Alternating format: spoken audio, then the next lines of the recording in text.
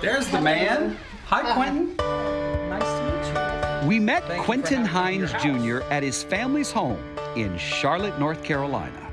So you're 11 years old, Yes. and you got a professional lawn care business. Yes. When did you start cutting yards? I started cutting yards probably when I was about 8 years old, but with my dad, it was probably around, like, ever since I could walk. Really? Yes. He went from observer to operator pretty quick. He started mowing his neighbors' lawns for free. That was when he was 8. How much do you love to cut grass? And I really, really love it. I really love it. What do you love about it? Like, I really enjoy it. It would make me feel very, like, soothed. Man, I used to love cutting grass when I was a kid, but I had to stop because of my allergies. Yeah, I have allergies, actually, but I take, like, a little... Wait a minute! You just beat me! Oh, I did. See, this is why we can't play during an interview. I just lost! This is unbelievable. 2 years ago, Quinton turned his passion into QJ's professional lawn care business. He gets new clients the old-fashioned way, door knocking. I expect probably nothing but great things in the future for him. That's what I'm predicting. And from his Instagram account, which his mom runs. Make sure you have eye protection and ear protection. This summer, he is trying to expand his business by recruiting some of his fellow 5th graders. Try to, like, keep it straight all the way down. Look, this is serious business. You see how you missed a few spots? Just, like, once you finish done with the yard, just go back and do those again.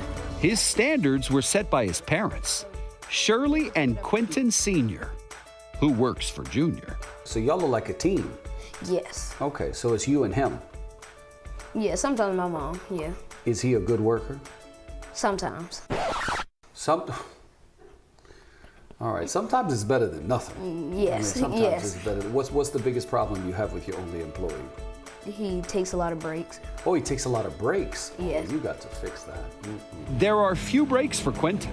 School during the week and lawn mowing on the weekends. I heard you have some dreams about working at the airport. So, like, ever since I was younger, I always wanted to get a contract with the Charlotte airport.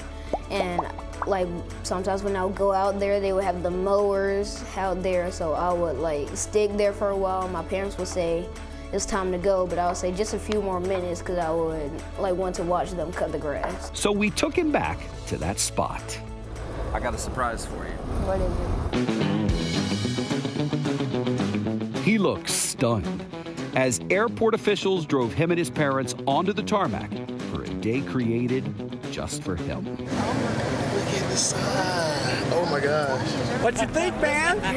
Look at that. Welcome to Charlotte, Quinton. My name is Larry, All right. and what I am, I'm one of the airfield maintenance crew chiefs. Okay. And what I do, I'm over all the mowing out here, so I hear that you like mowing. Yes, I do. Mind being part of our crew today? Yes. All right, well, I got a little stuff for you. You're gonna be part of the airfield maintenance crew team for today. All right. I'm gonna introduce you to some of the guys here. All right.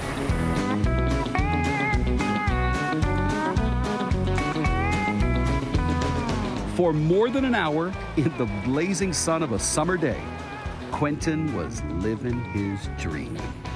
I'm speechless. Speechless when I know when he was 4 how he would look at this tractor here from the picture and say, I'm going to get that contract. I'm going to cut the grass at the airport, and today being the day. Man, I just don't have anything else to say. It's a great day. It's a great day, and we're not done yet. I can't take no more. One surprise down and one more to go. We let Quinton cool off and then told him and his parents, hey, we have a driver waiting for you outside. Y'all thought we were done. Quinton had told us about another dream, to work on the grounds crew for a professional sports team. Hello, Quinton. How are you, son? Good. Good, good. So, when in Charlotte, you call the Carolina Panthers. What in the world? And boy, did they come ready to play. I'm the Director of Sports Fields and Grounds here for the Carolina Panthers. We're happy to have you. You want to be part of the grounds crew today? Yes. Yeah? Awesome. Did you see it? Look. Look at these pictures, man. Look, Quinton was right back in the action. His presence on the field drew the attention of some NFL players. Quinton's on the grounds crew for the day. Oh, he is. I like that. He was starstruck, but that didn't stop him from getting to work with the grounds crew.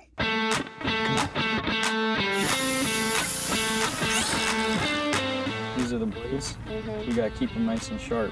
He was laser focused, a bit of a perfectionist actually, as the Panthers crew taught him how to prep a football field for practice. Weed eating, painting the lines and the numbers.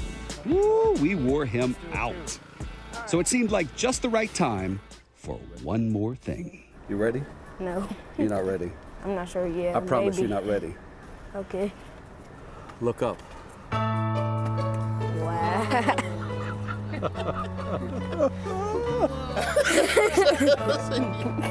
You all right? You all right? Yeah, I'm good. What you think? Wow, man. Mind blowing. In that moment, Quinton, who's more comfortable on a lawnmower than in front of a camera, had a lot to say. This is one of the best experiences I ever had. Now that like actually experiencing like being able to cut the Charlotte airport's grass, and that's always been my dream. And to actually do that, it just made me like very happy. Just being able to experience all of this, now that I know like how to do all of this, it makes me very happy. His ambition is a lesson for dreamers, young or old. Don't you ever stop chasing what you love. You want some lunch? Yeah. Let's go eat. Come on. Love that dude, Quinton. Our sincerest thanks to the folks at the Charlotte Airport and the Carolina Panthers. Oh my gosh, David, love that dude is right. He's so serious, but also so thoughtful. Yeah. But still a little boy. That's what I like about it. It's so great to see the passion that he has to make those dreams come true. Yeah. Wow. His parents deserve all the credit for laying that groundwork. Yeah. Yeah, You can I mean, tell he's raised right. You He's can tell raised that. right, exactly right. Yeah. He's committed to work. He likes to work. He's organized in the neighborhood, running a business. It was great to make dreams come true for him. I love him throwing a little shade at Dad. He takes a lot of breaks. No doubt. David, you did it. You did it. Started really high with that one. Great debut. Yeah, great Klaus debut. said you're setting a really high bar, David Begnaud. That's right. Let's see All right, what we you do. appreciate it. Oh, you guys are so beautiful. Don, so good to see you in Georgia. Oh, this isn't fair. You guys just melt me. Every school morning, week after week, That is a great wave you have and an even better smile. Thank you so much. for years now, this man has been standing on the street with something nice to say. Good morning. You are so beautiful. Have a great day. His wish for a good day Have a wonderful day. is Good to for see you. everyone, Good morning. Do I get a double particularly fist the bump, maybe? What do you children on their think? way to school. Oh, boom. Thank you. It's for the laborers on their way to do hard work. Oh, buenos dias, mis amigos. Gusto de verte. ¿Cómo estás? What he does is constant. For 79-year-old Dick Kazan, an average guy with an above-average goal. Everybody, no exceptions, wants to feel important. I want them to feel important. I want them to feel beautiful. I want them to feel needed. And I want them to feel safe. You see, even sometimes I direct a little bit of traffic. It started off as something simple, meet my neighbors, control the traffic.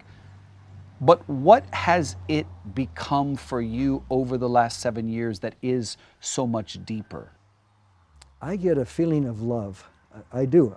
I know that a lot of these people are moved by me. It's gotten to the point to where you know them on a first name basis. I saw you, they roll down the window and you start calling out the kids' names. Yes, I make it a point to learn the names because if you want to make people feel important, you've got to learn their names. Joe, have a wonderful workout. If he misses a day, everybody asks where he is. So I think he just instills community. Dick Kazan lets people know that they're important, starting in his own neighborhood. I greet them in supermarkets. I greet them in the gym. And so many of those people show their appreciation right back. April 15th, 2017, Trader Joe's parking lot. Yes. Dear kind man, I was having a rough morning, dealt with not so friendly people, but you made my day when you surprised me and told me you too have a nice day. I saw a woman coming out of the store and she looked really depressed. I just came up to her with a smile. I went in to shop. When I came back, she'd scribbled that on a napkin and left that for me. Yes. It must have made quite the impression. I could see a different person than the one I greeted just a few minutes earlier. There are more notes on the wall of his home office, valued alongside family photos. But missing are the awards and plaques of a businessman and a company founder to signify the person that he used to be. In the past, I was driven, I came from not the best childhood, and I was determined to make a lot of money, and I did. I made a fortune. And I was not a very nice person. I was a really driven person. I was an honest man, but a really driven man. And people didn't enjoy me, to be perfectly frank, other than maybe my immediate family. That was pretty much it. What did y'all do? What type of... It was computer leasing, high technology leasing. We had about $2 billion. I mean, it was a very big company with offices nationwide. His home office is now the world headquarters of the Kazan Today. It's his online newsletter with a distribution of about 1,000 that has recipes for success and little droplets of inspiration. So you were in your 40s when you made this personal pivot. It was on my 46th birthday. And you've been a different man since? It didn't happen overnight. I began a transition. An overachiever who was even a bodybuilder points to an unlikely tapestry of acclaimed men who he says gave him guidance. It's Michelangelo, it's John D. Rockefeller, George Bernard Shaw, Gandhi. I needed some inspiration to kind of guide me there. With Gandhi, at times I found myself lost in the process. So did he. Michelangelo, he says to us, the greater danger for most of us is not that our aim is too high and we miss it, but that it's too low when we reach it. Right. That's most people. Good morning, Carla. So nice to see you. And they somehow led him to share a very simple message. Good morning. Good morning, Dick. How you doing? So good to see you. Good to see you. Have a great day. What he does day in and day out resonated so deeply with Philip Hartwell, an investment banker who wrote to me about how his Palos Verdes estate neighborhood in suburban Los Angeles has been made better by Dick Kazan. What was the takeaway you wanted when you wrote to me for people to get from seeing this? I just wanted people to know that there still are good people here and that, you know, you start the kids off, and whether the kids appreciate it, I'm sure the parents do, that you're starting them off in a good note. Good morning, young man. So nice to see you. What would the old Dick Kazan think about what you do today here out in front of your home? He'd never do this. Really? Never do this. Really? He would say, what is wrong with you? You gave up that great big house. And he thought in terms of money, drove Porsches, that Dick Kazan. And he was always in a hurry. And he always had his watch out for any meeting or whatever. If this wasn't making money, he wouldn't do it. Wow. And I mean, that's how driven that Dick Kazan was. No small talk, no jokes. His words are seemingly small. You are so beautiful. You're going to charm everybody today. But there is a big message behind them. Thank you so much. So the old Dick Kazan would have probably looked at that and thought, waste of time, waste of money. That's exactly it. Waste of time, waste of money. Doesn't that man have something better to do with his life? And the 79-year-old Dick Kazan thinks, my God, it's the most important thing he's ever done aside from being a husband and a father. Dick Kazan, a neighborhood star, more dependable than the mighty sun to brighten your morning. You see, he doesn't just wish folks a good day. His simple act of kindness makes it happen. Great smile, thank you. Dick Kazan, thank you. This is a story that came to David from one of the viewers. So if you have a story for David, you can reach him and his team at deardavid@cbsnews.com. I love this story, and I love him saying, Dick Kazan's awareness about himself. People didn't enjoy me very much. And you can realize that about yourself and think, I can do better. I want to be better. Yeah. How many of us are that honest about who we used to be? Yes. Not too many people. And you often think you can't change that much, that who you are, you just intensify. Especially at that age, right, Tony? Apparently you can. Yeah. He's proof you can. That's a beautiful story. Somebody that sees the good in everybody. That's the message that I think. Because he was searching for the good in himself. Yes. Thank you, David. Thank you, Dick Kazan. That was good. Whew, what can I say about Josette Cook Surratt? She is one of the women I credit with changing my life. She was my freshman English teacher and speech coach who became my mentor and dear friend. I first introduced you to Miss Surratt last fall when I visited her in my hometown of Lafayette, Louisiana. Oh, look at this.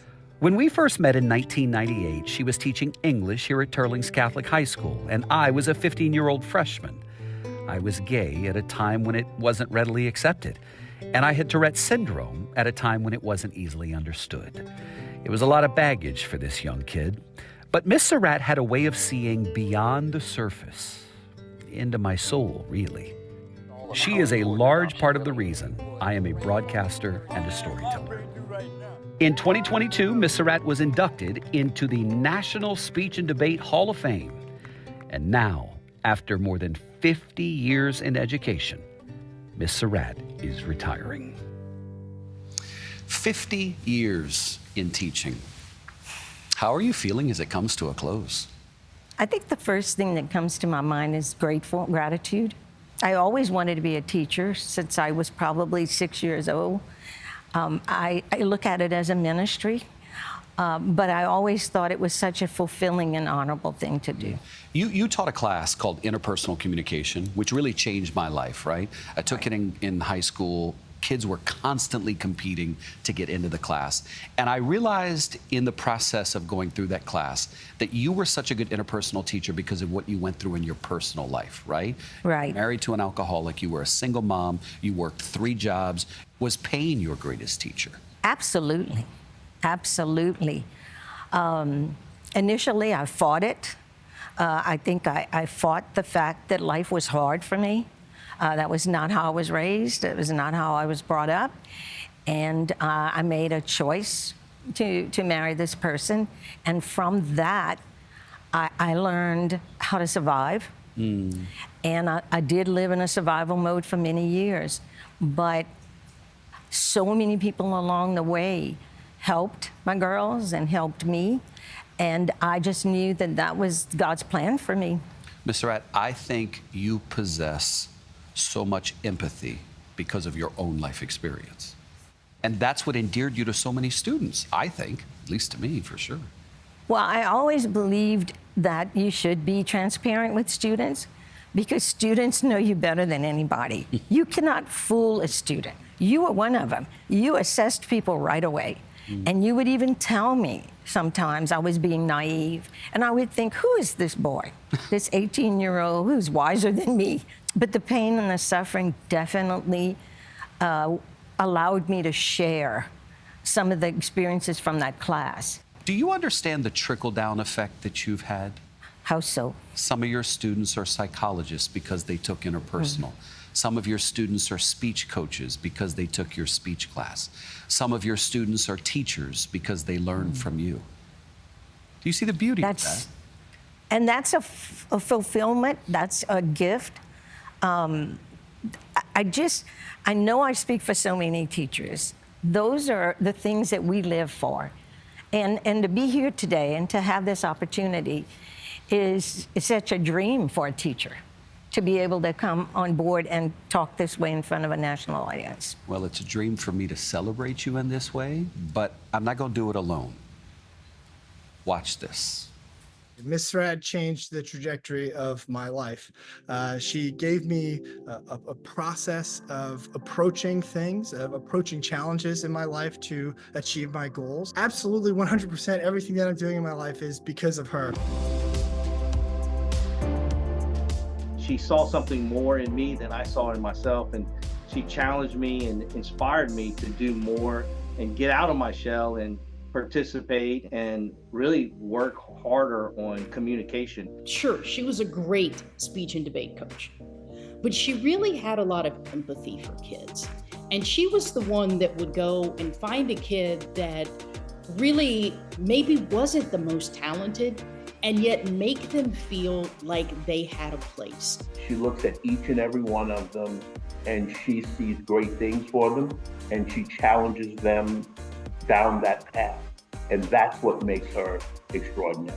And she loves them along the way. Yes, she taught me. She mentored me. She coached me. And all of that was great. But the thing that has impacted my life the most is that she loved me. I could weep listening to that young woman say that, because what you did at a time when I needed it the most was love me when it wasn't something you had to do. And so I co-sign everything they just said. How does it feel to hear all that? It feels very, very fulfilling. I feel like my time on earth has been well spent. I did love you and saw so much potential in you and was determined for you to see that potential before you graduated. So to watch you live out your dream has been such a gift to me, and to watch them live out their dream, I'm just so proud of everyone I taught. Well, guess what? I got a gift for you. Miss Surratt, 2 people in our hometown of Lafayette, Louisiana, who love you as much as I do. You coached their son, you've known them for years, are going to donate $25,000 in your name to the National Speech and Debate Association. Oh my goodness. So that kids who qualify for nationals but can't afford to go can now go in your name. Oh my goodness. Rodney and Cindy Savoy. No. Just for you, because of how much you've loved their son and me and everybody else. Yes, their son is very special to me in many ways. Very special. In so many ways. Look, let me say this in conclusion. I never thought I'd be able to do this in Times Square, but it's such a joy for me to bring you here to show you in person how far you helped me to go. Thank you. Love you. Love you. It was a great ride. Still a great ride. It has been such a good ride, Miss Surratt. Listen, Miss Surratt's legacy is this, her daughters, Kat, Liz, and Rebecca. And ladies, I want to say thank you. On behalf of all of us who were coached and taught by your mom, thank you for sharing her with us. David, I love that you still call her Miss Surratt, because that's what we do with all our all teachers. of our teachers, even though we are grown-ass people, I love that you say that. But I also like hearing from her that she said it's nice to know her time on earth is well spent. Talk about somebody getting their flowers while they're still alive to be able to see it. Nothing better than that. Nothing better. Gayle, she puts such high value in giving people their flowers while they're still here, and that was my gift to her. And what a gift to be able to do that, to have your teacher still alive when you're living your dream, and to be able to take her to Times Square and show her. I also think it's fascinating that we all have teachers in our lives, and I think it's so interesting that they oftentimes don't even realize what the impact that they have on the kids that they teach, meaning us, right? And then when you say to them, you changed my life, it's kind of revelatory to them. It felt like that with Miss Surratt, David. Well, it was. And Vlad, my hope for everybody watching is this. Call them Miss Surratt in your life. Whoever Miss Surratt was in your life, pick up the phone today and call them and say, I'm just calling to say thank you. Just thought about you, saw something on television, and just wanted you to know how you impacted my life. No, not just saw something on television. I saw David Begnaud's America. I saw Begnaud's about America. Miss Surratt, and I thought, I'm going to call you, Miss Caruso. And then end the call by saying, tune in every Monday for a new edition of Begnaud's America. That's right. Did it again, David. Thank you very much, my friend. Really well done. Jaden Bruns is an 18-year-old artist with a simple message. Smile. I just want to make people happy. But he took a risk when he decided to graffiti a bike path tunnel in his hometown of Sioux Falls, South Dakota. He told us he was doing graffiti art around town, and we let him know, like, that's illegal. If you get caught, you're going to have to pay for this. We're letting you know that this is not okay. Jaden's parents, Becky and Micah, say it's a delicate balance to celebrate his talent while not celebrating his vandalism. We're cheering him on to pursue his passion, and he gets to learn from life. The mayor of Sioux Falls, Paul Tenhaken, is a graphic artist. So when he got a video of the graffiti from a city worker, his reaction was not what you would expect from a mayor. As an art guy who appreciates art, I was like, dude, this is really good graffiti. And as a mayor, I'm probably supposed to be mad about that, but I was just impressed. As the vandalism was being investigated by police, Mayor Tenhaken summoned Jaden to a meeting at his office, where he told him what he did was wrong. But he also commissioned a piece of art from him. How you doing, Paul? Yo, let's see it, my guy. So in the piece, we integrated a lot of the things that I mentioned to him and just honestly knocked it out of the park. Jaden was ordered to pay about $700 in restitution for his crime. Knowing that, Mayor Tenhaken offered Jaden $800 for the piece of art that will now hang right behind the mayor's desk. I hope for Jaden, he realizes that he's got a real talent, and right, and there's people who notice it, and it shouldn't be wasted under the cover of night in a dark bridge somewhere or on the side of a train. This has been fun as an artist and a mom to see him give his gift to the world, or even in a not conventional, illegal way, and then for somebody to see and say, no, this is good, but let's channel it. Let's channel it, Mom says. Mayor Tenhaken and Jaden join us in Times Square. Welcome. Hey, thanks, David. Is it your first time in New York City? Yes, it is. What do you think? It's amazing. It's so fun. Not many 18-year-olds who are aspiring artists wind up on national television to talk about their art. Yeah, I am a very, very lucky guy. Yeah. I know that. Yeah. Now, for the record, you realize you made a mistake. Oh, yeah. Any regrets? I live life without regrets, but I should have done it in a different way.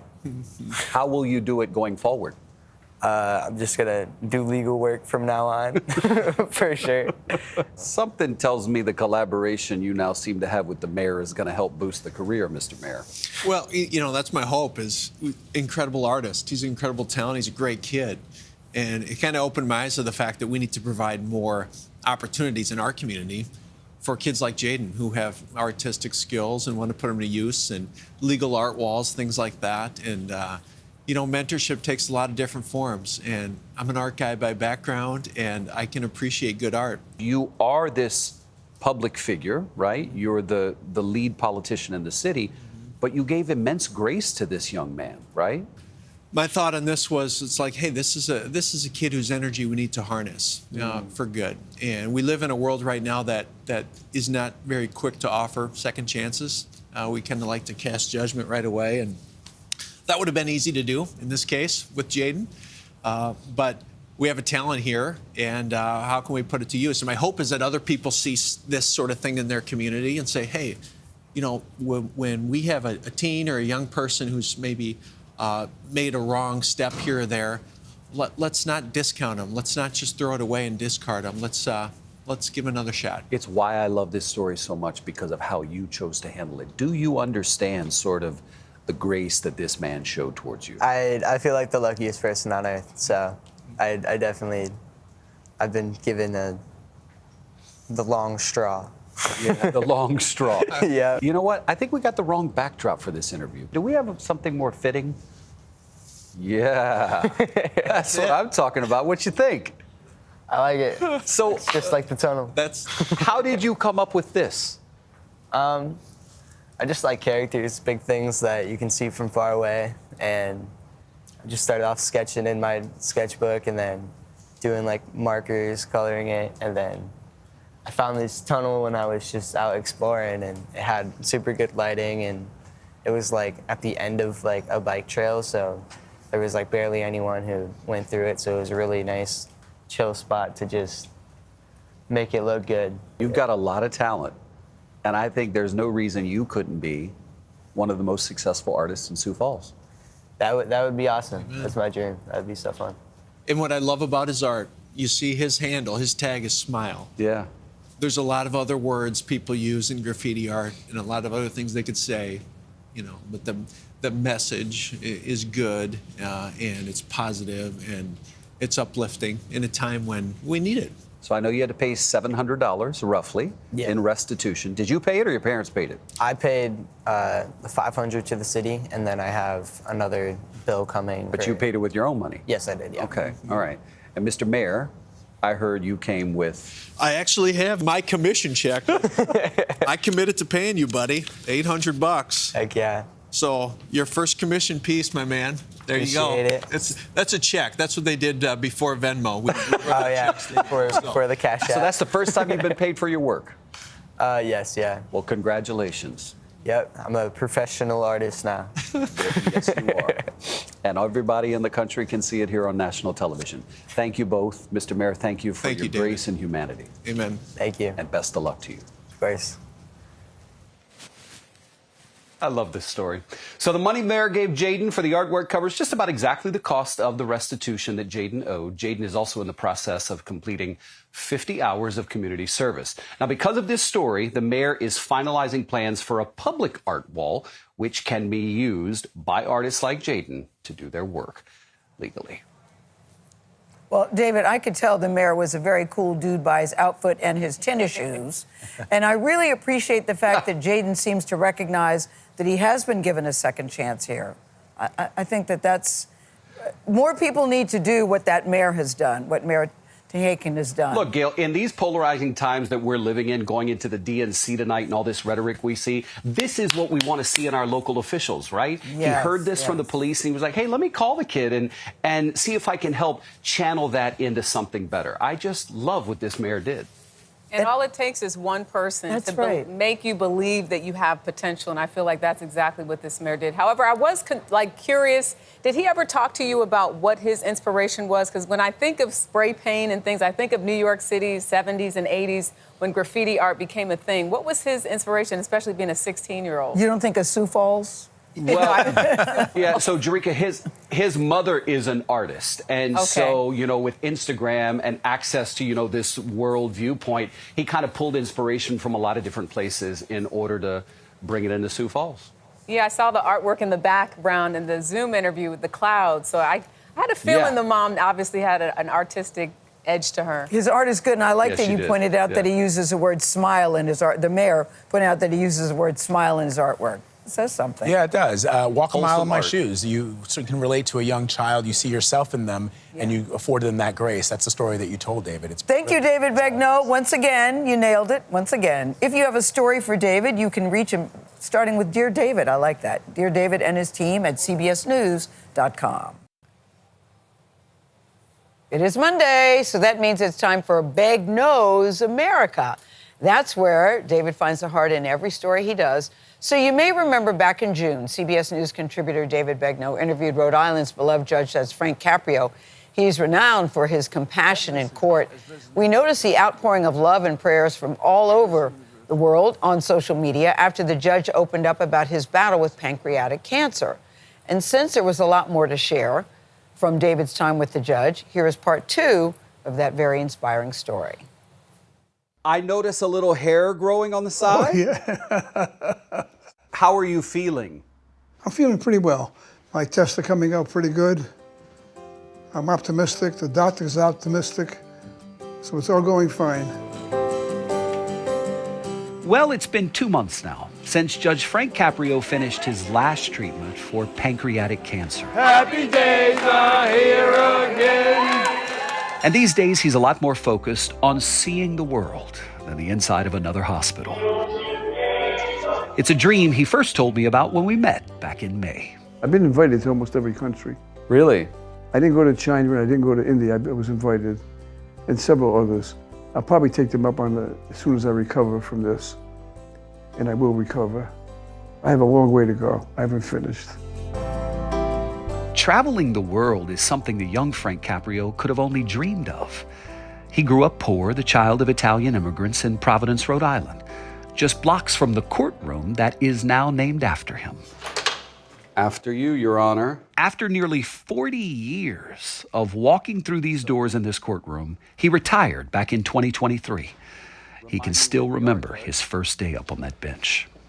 My first day, this woman comes in, and she is obstinate, and she's rude. She kept saying, I'm just not paying this. I can't pay it. I don't have the money. I'm sorry. I got 3 kids. I held my temper. My dad's in the courtroom. And I tried everything, so I charged her the full amount. The court's over. I go in chambers. I said, Dad, how did I do? He said, how'd you do? That woman. I said, Dad, she was so disrespectful. He said, Frank, you got to put yourself in their shoes. How would you like it if you were in her shoes? He says, You can't do that. He said, maybe she can't feed the kids tonight now. My first day in court, he taught me a lesson.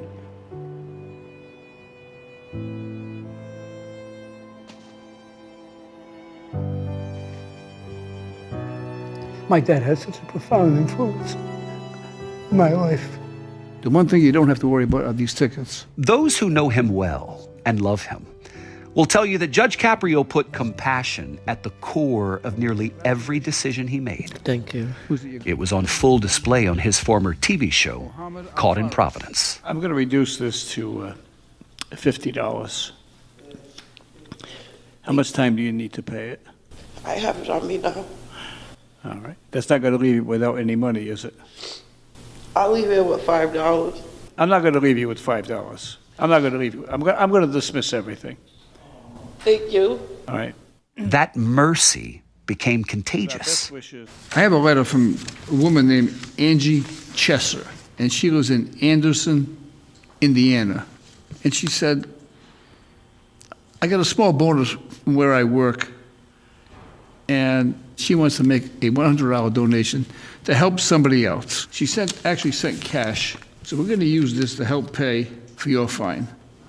What do you say about that? I'm speechless.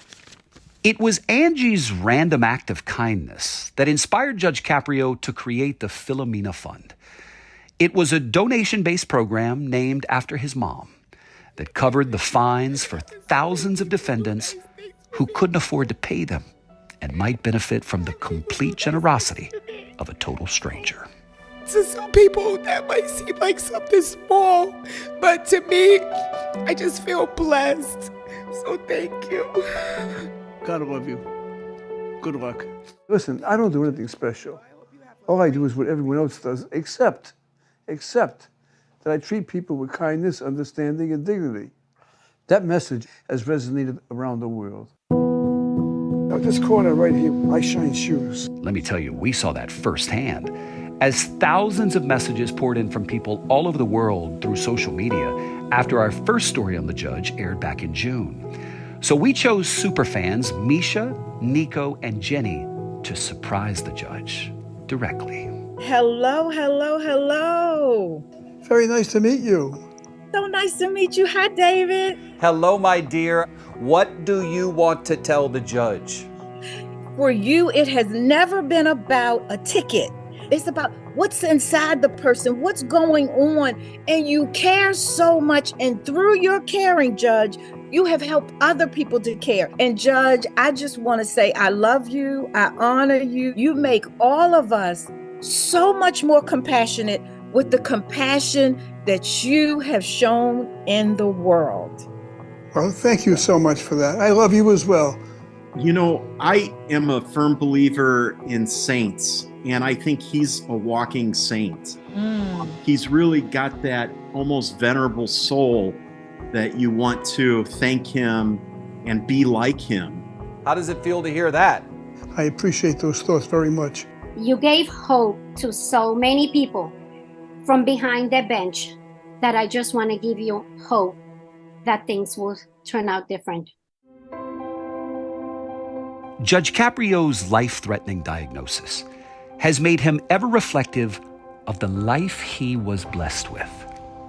And it's only cemented his will to live loudly. It is the first time that I am having a lobster roll in this restaurant in 45 years. My inspiration was that I saw Dave order a lobster roll. I got it hot. He's getting his cold. So, all right, you ready, Judge? Let's take our hopes and dreams evolve as we age. What are your hopes and dreams now? Well, at my age, the important thing in life is family. I'm very fortunate. I have 7 grandchildren. They're all doing well. Been married to my wife for 61 years. We're together all the time. My family is all around me, so I'm very grounded. Yet your talents, thanks to technology, have taken you around the world. That's true. Thank you. Thank you. It's been such a pleasure. It's been my pleasure. Thanks. America's favorite judge, Frank Caprio. Listen, he'll be 88 years old in November. He is still so active today. He's in the office every single day of the week. He's finished with chemo and radiation for now. He says his doctors are happy, and he is incredibly optimistic about the future. Man, David, I think he is a saint. I love when he said, I don't do anything differently. And then you said, yeah, you just treat people with kindness and dignity. So many people don't do that today. Yeah. And he makes it look so easy and so simple because it is. It's not hard to be kind to people, but most people forget that. He's amazing. He is amazing. He's amazing. Yeah, he really is. And that's 60-plus year marriage and Yes, 7 I love grandkids. that. That's what it's all about. David, thank you very much. You always find what it's all about. We appreciate it. And these are stories that come right to our Dear David inbox. First up, Samia reached out and said, Dear David, I want to tell you about an awe-inspiring story about a man that once you hear about him, his story might go viral. It was 2009. A tumor was found on Ian Bowen's spine. Doctors at the Mayo Clinic in Minnesota told him, we need to go in and remove a piece of it to determine if it's cancer. But the process could paralyze you. Ian said, go get it.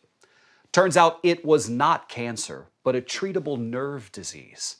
Still, Ian woke up paralyzed from the chest down. His doctors said maybe he'd learn to walk again with crutches, but he'd probably never run again. Ian thought there's no way. He persisted and began years of unbelievably intense work to beat the odds. Flash to 2022. Ian ran a marathon 13 years after he was paralyzed. It was joy, it was elation, it was happiness, but it was also, I think I want to do this again.